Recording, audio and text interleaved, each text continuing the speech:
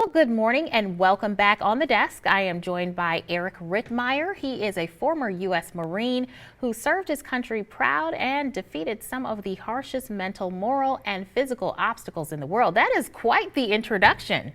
I wish I'd have written that myself. Somebody thought very highly of me. Someone thought very highly of you, but I'm sure it's all true. You sound like a superhero. But I think that your experiences can help us, right? So you're here today to kind of give us some pointers on how we can get through, have some mental toughness, right? Yes, I hope so. Okay. Because people are lacking. They're definitely lacking. And it's really all about emotional control. And that's our problem as humans. We're emotional creatures. And we let our emotions get the best of us. And when we do that, bad things happen. We say How do things you that stop yourself from being emotional? It's impossible. You can't stop it. You can't stop it. You just have to learn to control it, and that's the issue. So emotions are great. They serve a purpose. You know, everybody's emotional. I'm a very emotional person. You know, I cry at the Bachelorette like everybody else does. Oh my goodness, I'm judging you right now, but you okay. should be, because I'm lying. I don't watch it. My daughters watch it. But you know, emotions are okay. Emotions are great. The key is when to use them and how to control them. They're great in certain situations.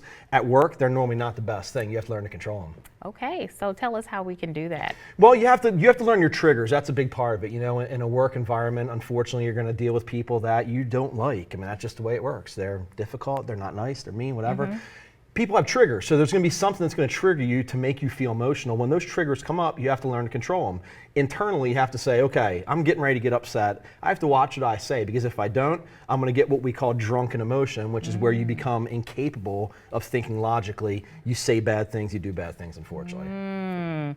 So are there some ways that maybe, you know, that you could just give us to help us to try to work to control those emotions so that we don't fly off the handle at work? Yeah, the best advice I can give is understanding the trigger. And we all have them. You need to know when you're getting emotional. Again, emotions are great, but emotions and logic are inversely related. So as you get more emotional, you're less logical. There's a time to be emotional, there's a time to be logical. And when you intertwine the two, that's where the problems come in. So mentally tough people are very good at controlling and mastering their emotions.